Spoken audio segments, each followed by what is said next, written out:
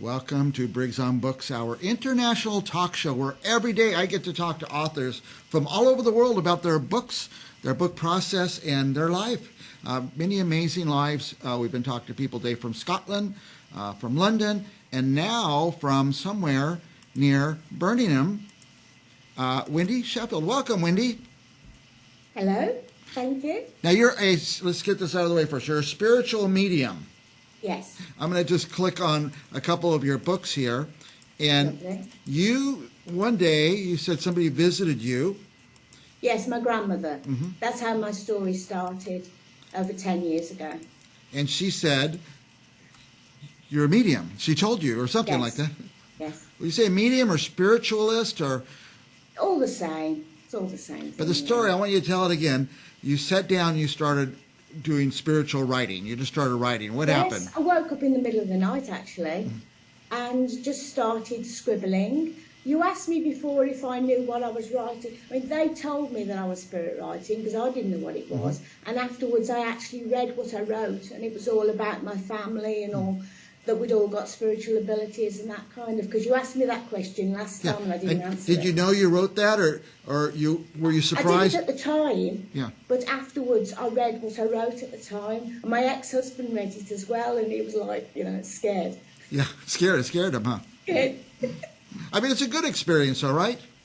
Oh, yes. Yeah. I mean, it was, because they always tell me what they were doing. I mean, even though I didn't know what it was, they told me what it was, so I wasn't scared. Mm-hmm. And my grandmother said to me, well, I'm your grandmother. Why, no need to be scared of me. Don't be afraid. So don't be scared of other ghosts, just like your grandmother.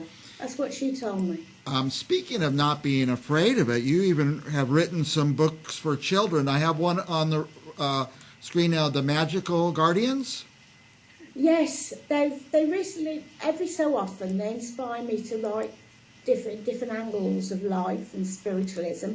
And at the moment, they seem to want me to focus on children's books because they think that story writing is very important for children. The connection between, mother and child is very important, and story writing is one of the ways to do it. I forget which ones are the children's books, but I'm going to try to put those up. My Guardian Angel, I have that one on the screen now. I'll firstly start off by my aim, because they always tell me what they want me to say.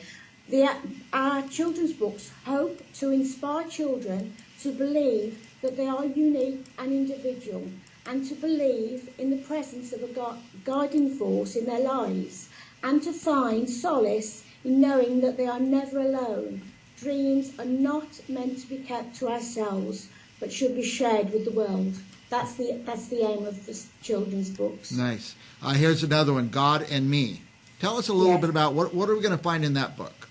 Right. They're all short story books, because I think particularly with children's stories, you don't want a long book for them. You need a short, punchy.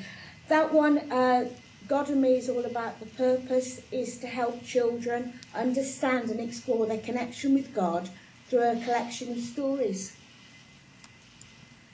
Spooky Tales is heroes will inspire children to embrace their own courage and face the things that go bump in the night.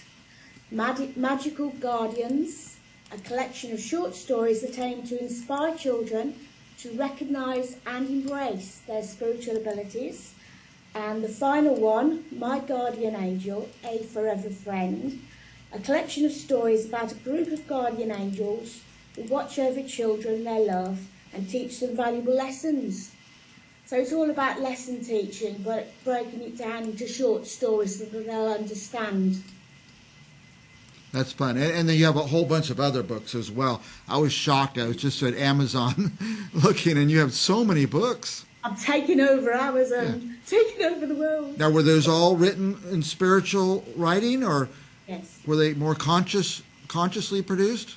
Sometimes, mostly, sometimes they'll give me the ideas to write, and sometimes they will give me the actual words.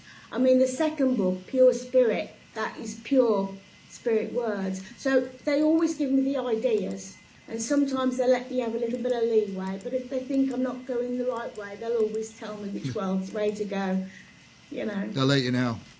They let me know. Yeah, They don't like it. Yeah, and we've had several authors on the show who say, I didn't really write this book. It just, somebody brought it through them, It and sometimes shocks me. yeah, How quickly some books go than others. Some can go really fast, and others I can be working on for ages, and they can sometimes have me jumping from one to another. I think, hang on a bit, I haven't finished this one. yeah. They put all these send ideas my way, and sometimes it's hard to control them. That's good. That's amazing. Now, you, this is something that you were gifted, but you still had to learn as you went. Is that right? Yes, I mean, I didn't even know that it was spirit writing to start with, and then I learned about, most people, that they're scribbling for most of their lives, and none of it made sense. Yeah. But I wanted to know what was going on, and to learn to control it, really, to see if I could control it, because I couldn't let it control me. Yes, important. But right away you started giving people maybe call readings, Messages. The next day, the day before I didn't even know what spirit was, and the next day I was on an American show, giving little readings. Uh-huh. So it was quite shocking. But at that time, though, I was having I have visions. I can have futuristic visions and all kinds of things. So it depends on how well you connect with someone. Yes. Some people it's harder to connect to than others. Now, you're doing this. Oh, can anybody do this? Can anybody learn to do this? You can be taught, but obviously it's not an easy thing to teach. Yeah. Because it's anything to do with the mind and spirit. It's just not. Most people, they just find it so hard to believe. Yeah. In my experience, you have to have a spiritual experience like I did before you truly can believe it. Yeah. Because even I didn't believe it at times. Because it can be, it can be very scary. I mean, the things I was used to, what I was told as I was going along, but other people might have not got through what I got through. Yeah. It was a long journey. It's a long journey, yeah. Wow, it's an amazing story, too. And I'm glad you're writing these children's books. Yes, I'm really enjoying them. Good. Are there more coming? What are you going to do next? I keep dipping in and out of other spiritual books, but at the moment, I like the idea of fiction, because with spiritual books, you've got to stick to the facts. Yeah. But with fiction, I'm always told when I was a child that I had a good imagination, actually, looking back. But with fiction, you can just play. You can write whatever you like, magical worlds. You can take children into, and help them believe things and experience things. Not to be scared of what they're experiencing. That's what I'm trying to put across in my children's book. Right. Now, it's, we have so many viewers that have written, and they haven't stopped writing. They haven't got a book published.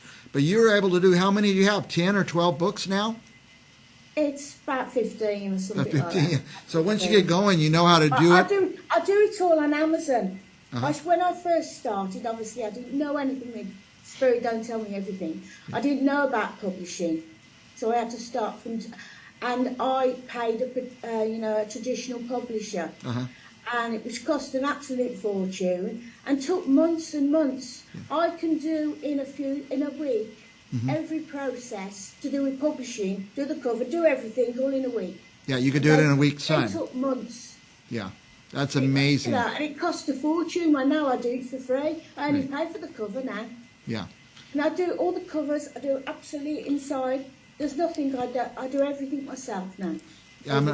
Now you said that, I'm looking back at the covers. They're beautiful, very artistic. I have got artistic. I've always been a bit artistic as well throughout my whole life, and I really enjoy the covers. It probably comes across.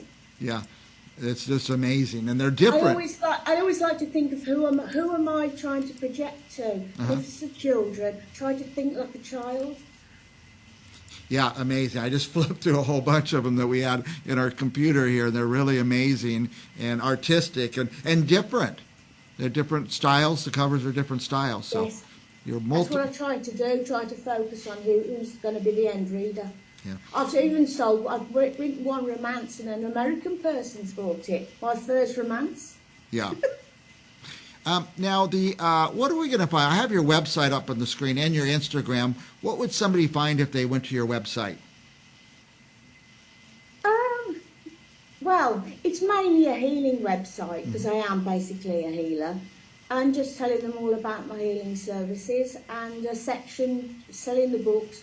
But even though I've got them on the website, people like to seem to buy them from Amazon because obviously, various reasons. It's so easy. You just press a button and it shows up. And those of us with Prime, there's no shipping charges, so it's so easy on Amazon. They're very good, and they're very good at delivery as well. Yeah. Where if I did it myself, I'd have to go down backwards and forwards to the post office, but they do it all the next day, or Yeah, sometime. the next day, yeah. They're very impressive, Amazon. Well, I want to encourage our viewers to visit the website. I just looked at it before we came on the air. And also to buy these books. Get some for your children. And don't just order one book. If you're going to get a book, order 5 of them and give them away. I love to give away books. And this is just a magical story from Wendy. An amazing story, I should say. Any last thoughts you have for our viewers? Let's have a look. Right. Final message. I've got one for you here. The pursuit of happiness is a journey that many embark upon, but the secret lies not in seeking more, but in appreciating what you have. Gratitude is the key that unlocks the door to contentment. Take notice in the beauty of nature. Focus on the positive aspect of life. True happiness is not found in material possessions or grand achievements, but in the ability to find joy in the present moment and be grateful for what you have. That's my final. Be grateful for what you have, yeah. Pursuit of happiness, but we have a lot of happiness around us. We just need to take a breather and see it. That's a great message, Wendy. Exactly. You got it. Thank you so much. I want to have you on again and again. You're one of my favorite guests now. Next time I'm spiritually inspired again. Because they just come. I never know what I'm going to write next. Very good. Very good. I'm going to close. I'm going to leave a couple of your books on the screen for a moment. Thanks for your time. And we've got your web address up there. So please follow Wendy. Check her out. She's amazing. Amazing person. Thank you, Wendy. And we'll be back with more authors right after this. Absolutely.